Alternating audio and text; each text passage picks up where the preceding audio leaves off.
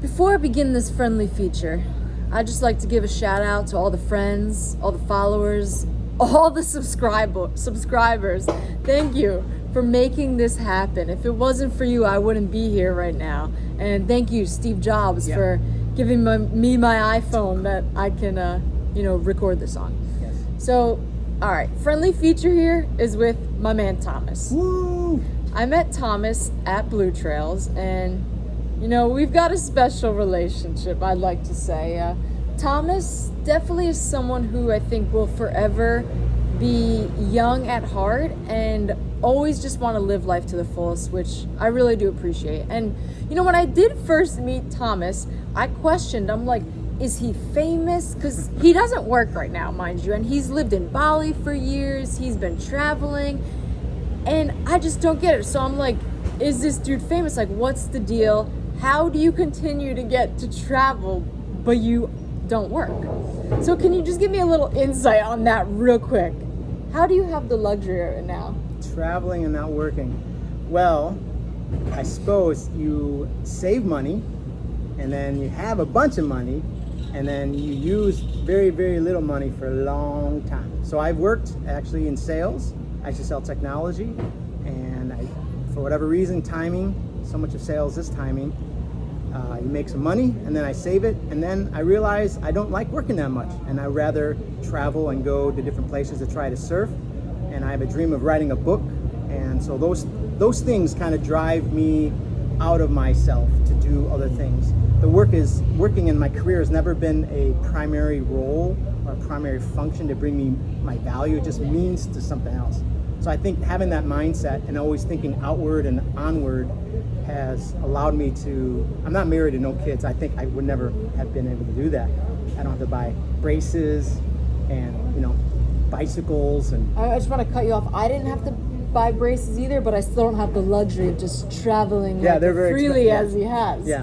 So, I think that just goes to show you, maybe I'm in the wrong industry. No, all jokes aside. But for real, let's be serious now on this friendly feature. And I do want to talk about, Thomas is writing a book.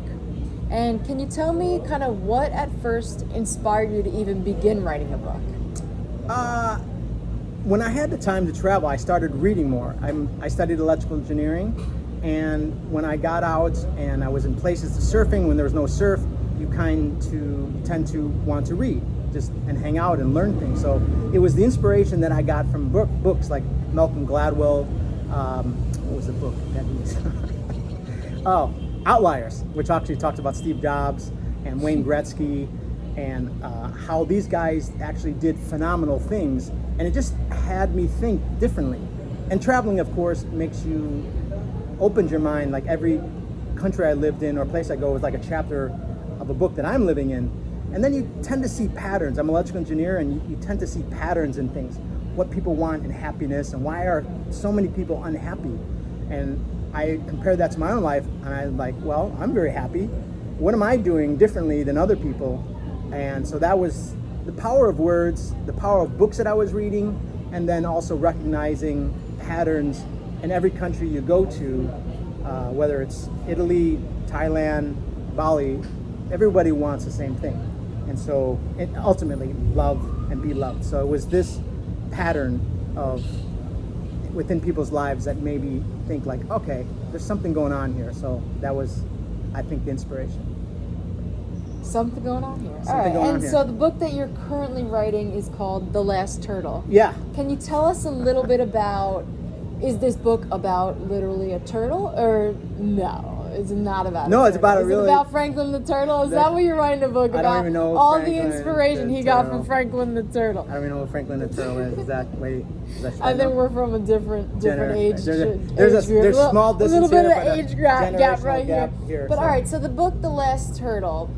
I know we don't want to give too much away because we'd like our viewers. We like all the viewers That was watching Julio. this right now to buy the book and go read The Last Turtle. But give us just a little bit of a brief synopsis about what this book is about. So, The Last Turtle, it's kind of a playful, it's about life's ultimate purpose, which is a huge category. Huge category. Yeah, life, love, philosophy, the small things. And The Last Turtle is a playful way of introducing people into this topic. And I think like every single person is the last turtle, kind of a superhero in their own life. Have you ever seen the Ninja Turtles? Have you seen these guys out fighting, saving people's lives? Mm-hmm. That wasn't the inspiration, but it's kind of on the fringe of like, oh, okay, maybe people know this, and kind of like a superhero turtle. But actually, the name of the book comes from a story that I read from Stephen Hawking in a book called A Brief History of Time, where he had this. He recounts an exchange between Bertrand Russell, who was a famous scientist, and this old woman. And the old woman said, gravity is nonsense. It's just a giant turtle that's holding up the earth. And then he famously says, well, what's holding up that giant turtle? And she says, you're very clever, but it's turtles all the way down, which is a ridiculous way of looking at the nature of gravity and how the earth is being held up in space. So like there has to be something that underpins all things, even though it's kind of a ridiculous idea of infinite turtles, but there has to be something to which, like, we stand on ground, but the earth stands on nothing. All of our desires and passions, something's fueling that, right? Why do we want to go to Mars, or why do we want to go surfing? Why do I want to fall in love? Like, there's some energy behind it all. And is there something that we all have? Excuse me, we just have some background noise. Can we get a PA to kind of fix that Bob, or something? can you fix that? Yeah, that'd be great. Oh, Yeah, thanks. good job. Good job. Back, we're back. Huge staff here. So that's the underpinning force, kind of like the wind in your sail, the wave behind why you can surf, something that's uncreated, but yet we kind of find the flow in that moves our lives forward, and not just moving forward, but in a fun way, in a way that brings us happiness and joy, because so many of us have such frozen anger and dreams that you can't pursue because you feel stuck or shackled. So it's kind of detachment, but an attachment to something that's more maybe ethereal, but which I call love, which is love actually. So. And let me ask you, you bring up love. Yeah. And you aren't married. Correct. Yeah. Correct. So how would you kind of describe then your relationship with love, knowing, and you've told me this before, knowing your end goal for love is not to be married. And I think a lot of people instantly when they think of love, they think you have to get married. That's the end goal. That's like, the most important factor when you're in a relationship, to strive to be married and create that, everlasting love. What kind of then, I guess, would you say sets you off from that? Separates that. End point, and why you necessarily, that isn't something you necessarily strive for. Right. Yeah, people say that, you're talking about love as being the most ultimate thing. Why aren't you married then? Because people think marriage is the ultimate love, which from when you're 3 years old, who you're going to get married, like a princess, for little girls, right? And then how many hours and years you spend like, who are you going to marry, who you're dating, parents. I'm still spending hours thinking about that. Yeah, we're going to have a talk after this. That'll be a separate friendly feature. Gotta read the book. I'm Greek, so we have 4 words for love. There's eros, which is erotic love, which obviously is pretty important to so many people, to all people really. Then you have storge, which is a familial love, like a brotherly, sisterly love. Then there's phileo, where we get Philadelphia, which is a brotherly love. Philharmonic, which is love of harmony. It's kind of a passionate, like I love surfing. And then the underpinning of that is agapeo, which is this unconditional love, like a father for his child or a mother for her daughter. It's unconditional. There's no, you spill the milk, it's like, kid, get out of the house. No, it's here. Bob, come on! What did we tell you? Fix the background noise. Come on, Bob! Yeah. We gotta hire new staff here. Yeah, new staff. Anyway, so it's this unconditional love, this self-sacrificing love that parents do for the children. Even like in war, maybe a brother jumps on a grenade for another brother. Clearly there's something else going on there that transcends all things. And love, that unconditional love, that agapeo love, is, to me, is the hierarchical, the base to which all love should find their meaning and kind of orders things properly. Because if you just make erotic love all your love, what happens when that passion goes? right? It's the integrity and holding the integrity of a person, seeing a person in their whole totality, not just as a woman or a man or a Jew or a Gentile, but really trying to see them in their wholeness, right?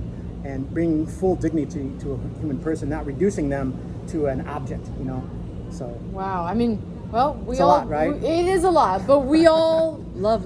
Yeah. So love. I think each one of us just has to read the book, The Last Turtle. So stay tuned for more on when the book actually gets published and released. It's second edition, or second draft, I should say. So I'm looking for an editor and moving forward to publish it. So. Well, you heard him say it right there. He's looking for an editor. So all the editors that are watching this right now, hit up Thomas. Yeah. And last thing I just want to touch on, which is just a fun thing that everyone here in Tamarindo, I think, loves to do, whether it's their first time, whether they're professional, they're slaying it out there. It's surfing. Yeah. What has surfing done to you in your life and allowed you to really see and open up to? You go in there, each wave is different. Yeah. It's the most humbling sport, I think. Yeah. Each day, all the waves are the conditions of the waves are always different. They're never going to be the same. So what does surfing truly mean to you? Actually, if I can go back to love, look at it this way. Every wave, in a sense, you didn't create the waves, right? We recognize them and we go out to them. We're drawn to the waves to go out in the ocean. For some mysterious reason, it's beautiful. And being on the wave and surfing the wave, you have this happiness that only other surfers can really understand. And so in a way, this love helps us to try to find how to get in front of the wave. I don't create the wave, but I'm trying to subject myself and put myself in the right position to ride the wave in a way that brings this ultimate happiness. And it's unbelievable. Like, waves have energy in them, and I think you feel that when you're on the wave. And like love, finding where the waves are, you go to them and you get rid of all these clothes that you're wearing because you don't want to be weighed down. You get the right board and you're training. You got to stop eating too many fatty foods because you want to be able to surf. So it's this all-encompassing thing. Surfing is like pulls you into it, as love does. So I think surfing has a really good, it's very analogous to what I'm trying to write. In fact, I use that in the chapter and I talk about that. So. What chapter is that? Do you know off the top of your head exactly? Okay, we're not going to share what chapter that exactly is from. Chapter 10. Maybe it's chapter 10. Yeah, so, chapter 10. Well, for everyone watching, if you are not a surfer right now or you've never tried it before, get in the ocean. You'll experience this new, beautiful energy. It's a whole new world, this natural high, and love. Yeah. All about love. All about love. Well, all about love. Pura vida. Aloha.